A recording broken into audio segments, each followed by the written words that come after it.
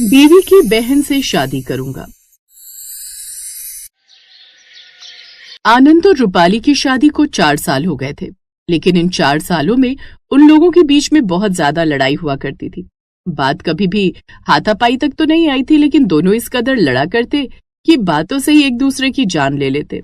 तुमसे मैंने कितनी बार बोला है कि घिया की सब्जी मत बनाया करो। मुझे घिया की सब्जी खाना बिल्कुल भी अच्छा नहीं लगता, फिर भी तुमने ये बनाई। तुम ये सब कुछ जानबूझकर करती हो ना, ताकि मुझे गुस्सा आए।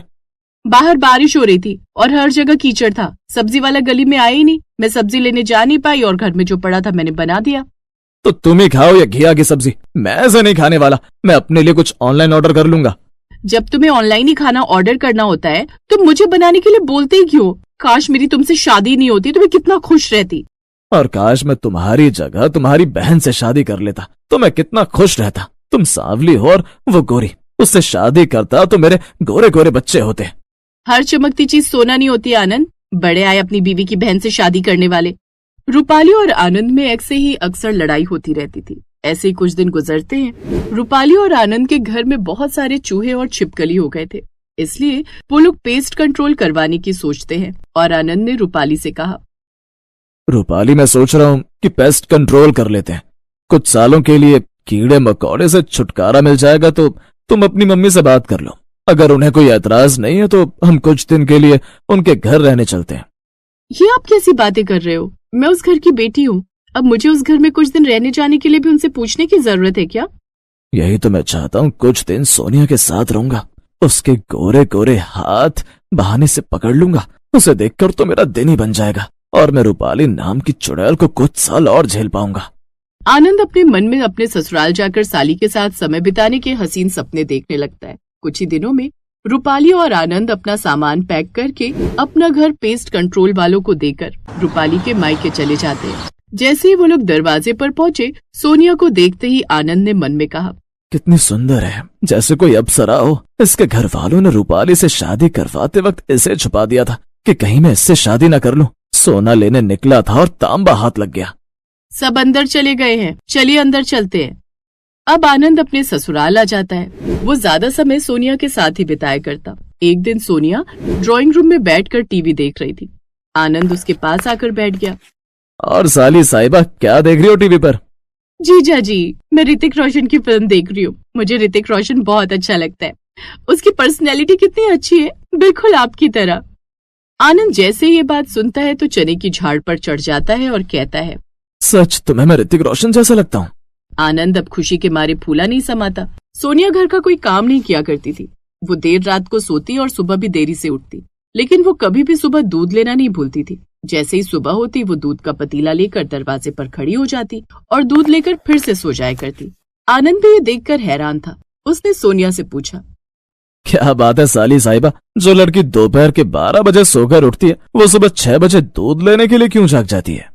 अपने जीजा जी के मुंह से ये बात सुनकर सोनिया ने घबरा कर कहा, ऐसी कोई बात नहीं है जीजा जी, अब माँ परेशान न हो इसलिए मैं उठकर दूध ले लेती हूँ। सोनिया इस तरह बात को टाल देती है।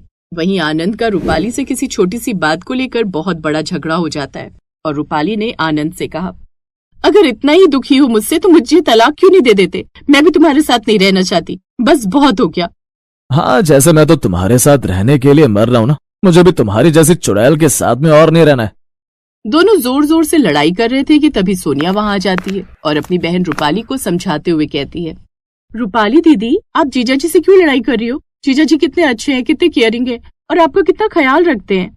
ऐसा कुछ भी नहीं है सोनिया, दूर के ढोल सबको सुहाने ही लगते हैं, जब पास आकर बजते हैं तब कानों में दर्द हो जाता है। नहीं दीदी, जीजा जी के बारे में कुछ मत कहो। मैं उन्हें 4 साल से जानती हूँ, वो बहुत अच्छे हैं। अगर आप उनसे शादी नहीं करती तो मैं उनसे शादी कर लेती। सोनिया ये बोलकर वहां से चली जाती है और आनंद ने अपने मन में कहा, ये सोनिया अपने दिल की बात का इजहार करके गई है क्या? अगर सच में रूपाली मुझसे शादी नहीं करती तो सोनिया मुझसे शादी कर लेती। उसने मुझे ऋतिक रोशन जैसा भी कहा था। इसका मतलब वो मुझे पसंद करती है। अब मैं अपनी बीवी की बहन से शादी करूंगा, बस किसी तरह मेरी बीवी से मेरा तलाक हो जाए। अब आनंद मुंगेरी लाल के हसीन सपने देखने लगता है। एक रात जब सब लोग बहुत आराम से सो रहे थे तो सुबह के 4 बजे आनंद को एक आहट सुनाई देती है। उसने रूपाली को जगाते हुए कहा, रूपाली उठो, मुझे बाहर से शोर सुनाई दे रहा है, लगता है कोई बाहर है। अजी सो जाइए ना, दूध वाला आया होगा और सोनिया दूध ले रही होगी। अपने आप ही सारा शोर बंद हो जाएगा। मेरी नींद खराब मत कीजिए।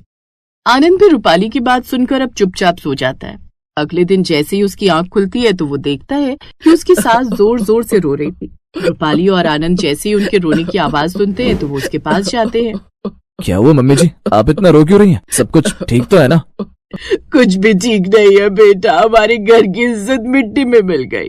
सोनिया हमारा मुंह काला कराकर उस दूध वाले के साथ भाग गई। इसका मतलब कल रात को जो मैंने आहट सुनी थी वो सोनिया के भागने की थी। मेरी गोरी साली अपना मुंह काला कराकर भाग गई। मैंने तो सपने देखे थे कि अपनी बीवी की बहन से शादी करूंगा, लेकिन वो तो बहुत टेढ़ी चीज निकली जो दूध वाले के साथ भाग गई।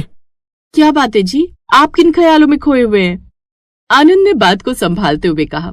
कुछ भी नहीं रूपाली, माँ जी आप इतना मत रोइए। वो बालिग है, वो जिसके साथ रहना चाहे उसके साथ रह सकती है। उसे पता था कि आप इस रिश्ते के लिए मानेंगे नहीं, इसीलिए उसने एक कदम उठाया।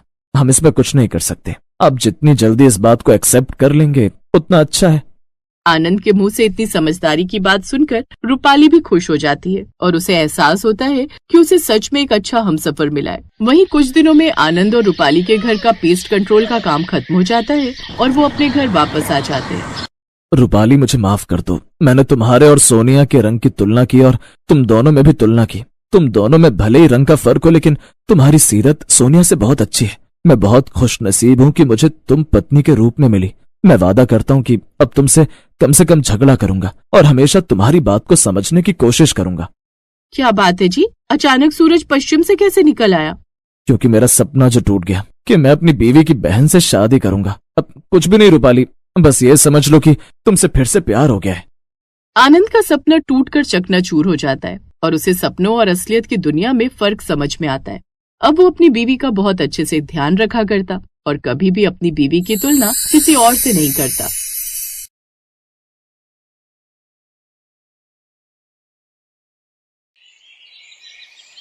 निधि और सुनिधि दोनों जुड़वा बहनें थीं। बचपन से ही दोनों में बहुत प्यार था। एक दूसरे के साथ रहना, खेलना, हंसना, बातें करना, पढ़ाई भी एक साथ करना, एक से कपड़े पहनना, एक साथ तैयार होना। उन दोनों की जोड़ी को देखकर मोहल्ले और रिश्तेदारी के लोग बहुत तारीफ करते थे।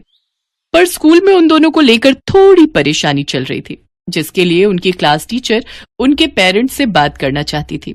निधि, सुनिधि, कल पेरेंट्स टीचर मीटिंग है तो अपने मम्मी पापा को बोल देना। ओके मैम, हम बोल देंगे।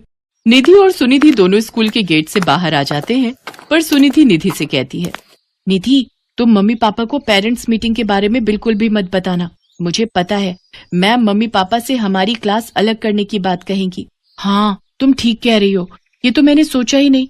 अगर हम दोनों की क्लास अलग अलग हो गई तो हम दोनों अलग हो जाएंगे। ठीक है, मैं मम्मी पापा को कुछ नहीं कहूंगी और तुम भी मत कहना। निधि और सुनिधि अपने मम्मी पापा को टीचर पेरेंट्स मीटिंग के बारे में नहीं बताती, पर एक दिन उनकी क्लास टीचर उनकी मम्मी को मार्केट में मिल जाती है और पेरेंट्स मीटिंग की बात करती हैं। तब उनकी मम्मी को पता चलता है कि काफी दिनों से टीचर उनसे मिलना चाह रही थी। आपको पता है इन दोनों की टीचर आज मुझे मिली थी, पर इन दोनों ने इसलिए नहीं बताया ताकि इन दोनों की क्लास अलग ना हो जाए। अभी तो दोनों छोटी हैं, बड़े होकर भी इन्होंने साथ रहने की जिद की तो। मम्मी हम दोनों हमेशा साथ रहेंगे। हाँ मम्मी, हम हमेशा साथ रहेंगे। कोई नहीं जानकी, बच्चियां हैं, बड़े होकर समझ जाएगी। वक्त के साथ दोनों बहनें बड़ी हो गईं। दोनों के लिए अच्छे घरों के रिश्ते आने लगे। निधि और सुनिधि के मम्मी पापा चाहते थे कि दोनों के लिए अच्छा रिश्ता मिल जाए। निधि एक स्कूल में टीचर थी, जबकि सुनिधि एक बैंक में नौकरी करती थी। दोनों के लिए अच्छे रिश्ते आ रहे थे, पर निधि और सुनिधि दोनों ही हर रिश्ते के लिए मना कर देती थी। क्या हुआ निधि, लड़का बहुत अच्छा था, फिर तुमने रिश्ते के लिए मना क्यों कर दिया बेटिया? बस ऐसे ही, वो मुझे अच्छा नहीं लगा। मैं सब जानता हूँ, ये तुम दोनों की चाल है, इसलिए तुम दोनों हर रिश्ता मना कर देती हो। ऐसे कैसे चलेगा जी, आप इन दोनों के लिए रिश्ते लाते रहोगे, दोनों मना करती रहेंगी। हेलो जी, बोलिए जी। Oh thank you so much, आपने मेरी बहुत बड़ी मदद कर दी। मैं आपसे कल मॉर्निंग में बस स्टॉप पर मिलती हूँ जी। Okay okay. क्या हुआ निधि, तुम इतनी खुश क्यों हो गई? किसका फोन था? अरे आज सुबह बस स्टॉप पर मेरा पर्स गिर गया था, मैं जल्दी में थी, मैंने ध्यान नहीं दिया और यहाँ घर आई तो ये सब हो गया, तो मैं तुम्हें बताना ही भूल गई। वो मेरा पर्स एक है जिनका नाम सौरभ है, उनको मिल गया है। उन्होंने मेरे कार्ड्स पर मेरा नाम देख लिया था तो मुझे अभी भी कॉल किया है। कल सुबह वो मुझे बस स्टॉप पर मिलेंगे तो उनसे मैं ले लूंगी। ये तो बहुत अच्छा हुआ, वरना आजकल के जमाने में ऐसे लोग कहाँ मिलते हैं जो किसी का पर्स लौटा दे। अगले दिन निधि सौरभ से मिलती है। सौरभ उसे पर्स दे देता है। धीरे धीरे दोनों में अच्छी दोस्ती हो जाती है। निधि को सौरभ का स्वभाव बहुत अच्छा लगता था। एक दिन सौरभ ने निधि से कहा, निधि, मैं तुमसे शादी करना चाहता हूँ। मुझे तुम बहुत पसंद हो। सौरभ, मैं तुमसे शादी नहीं कर सकती। सॉरी, मुझे माफ करना। हम अच्छे दोस्त बनकर रह सकते हैं, पर शादी नहीं। पर निधि, कोई तो वजह होगी जिस कारण तुम मना कर रही हो। सौरभ, मैं वजह नहीं बता सकती। अच्छा, मुझे देर हो रही है, मैं चलती हूँ। निधि सौरभ को प्यार तो करती थी, पर वो सौरभ से भी ज्यादा अपनी बहन सुनिधि को प्यार करती थी। निधि सौरभ से शादी के लिए मना कर देती है और घर आ जाती है। कुछ दिन से निधि बहुत उदास थी। सुनिधि ये सब देख रही थी। निधि, तुम मेरे लिए अपने प्यार को क्यों छोड़ रही हो? तुम सौरभ से शादी के लिए हाँ कह दो। नहीं सुनिधि, हम दोनों बहनों ने हमेशा साथ रहने का वादा किया था, इसलिए हम अगर शादी करेंगे तो उसी घर में करेंगे जिस घर में जुड़वा भाई होंगे। हम जुड़वा बहनें उसी घर में शादी करके जाएंगे। अपनी बेटियों की बात उनके माता पिता सुन लेते हैं। वो दोनों चिंता में पड़ जाते हैं। निधि और सौरभ को मिले कुछ दिन बीत चुके थे। एक दिन निधि अपने कमरे में उदास बैठी थी, तभी उसके फोन पर सौरभ का कॉल आता है। सौरभ, मैंने तुम्हें मना किया था ना, मैं तुमसे शादी नहीं कर सकती, मेरी कुछ पर्सनल वजह है। निधि, मैंने तो तुम्हें इसलिए फोन किया है कि मैं तुम्हें बताना चाहता था कि मैं आज अपनी फैमिली के साथ लड़के देखने जा रहा हूँ। लड़की मुझे पसंद है और मेरी फैमिली भी उसे पसंद करती है। ओह अच्छा, तुम्हें वो लड़की पसंद है? चलो, अच्छी बात है। कॉन्ग्रेचुलेशंस। ओके, बाय, रखता हूँ। निधि की आंखों में आंसू आ जाते हैं। तभी उसकी मम्मी आवाज लगाती हैं, निधि बेटा, सुनिधि कब की तैयार हो चुकी है। बुआ जी के घर फंक्शन शुरू हो जाएगा और हम देर से पहुंचेंगे तो अच्छा नहीं लगेगा। माँ, मेरा जाना क्या जरूरी है? मेरी तबीयत ठीक नहीं है। निधि देख यार, पहले ही ये साड़ी बांधकर मैं दुखी हो चुकी हूँ, ऊपर से तू ड्रामे मत कर। जल्दी से तू भी ये साड़ी पहनकर तैयार हो जा। निधि और सुनिधि फंक्शन में जाने के लिए तैयार हो चुकी थी। तभी उनके पापा किसी के साथ घर में एंट्री लेते हैं। आइए आइए भाई साहब, आओ बेटा। और आप सबको घर ढूंढने में कोई परेशानी तो नहीं हुई? निधि देखती है उसके सामने सौरभ और उसकी फैमिली खड़ी है, पर सौरभ के साथ हूबहू उसका हमशक्ल एक और लड़का भी खड़ा था जो बिल्कुल सौरभ का जुड़वा लग रहा था। अंकल, ये मेरा जुड़वा भाई गौरव है, कल ही लंदन से वापस आया है। अच्छा, जिनके बारे में तुमने बताया था। हाँ हाँ, नमस्ते अंकल। भाई साहब, हमें तो अपने दोनों बेटों के लिए जुड़वा लड़कियां मिल जाएंगी, ये हमने कभी सोचा नहीं था। बिल्कुल जी, दोनों बच्चियां कितनी प्यारी हैं। सौरभ बेटा, इनमें से निधि कौन है, मिलवा दो। अब तक निधि और सुनिधि कुछ भी नहीं समझ पा रही थी। बुआ जी के घर फंक्शन में जाना तो एक बहाना था, और सौरभ ने जो फोन किया था कि वो लड़की देखने जा रहा है, सच तो ये था कि वो लड़की निधि ही थी। निधि सुनिधि के पिता सब कुछ बताते हैं। एक दिन निधि के फोन पर सौरभ का फोन आया था।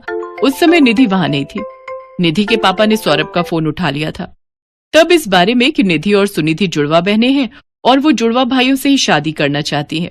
सौरभ को इस बारे में पता चला, और चांस की बात ये थी कि सौरभ और गौरव भी जुड़वा भाई थे। पर सौरभ और गौरव ने ऐसा नहीं सोचा था कि वो दोनों जुड़वा बहनों से शादी कर पाएंगे, पर शायद उन दोनों के संजोग ऐसे ही लिखे थे। सब लोग इस रिश्ते से बहुत खुश होते हैं। निधि और सुनिधि दोनों बहनें गले मिलती हैं। दोनों की खुशी का ठिकाना नहीं था। एक ही मंडप में निधि और सुनिधि दुल्हन बनती है और धूमधाम से दोनों जुड़वा बहनों की शादी दो जुड़वा भाइयों से हो जाती है। हेलो दोस्तों, कैसे हैं आप सब? हमारी कहानियां देखने के लिए हमारे चैनल को सब्सक्राइब कीजिए और हाँ, बेल आइकॉन पर क्लिक करना मत भूलिएगा।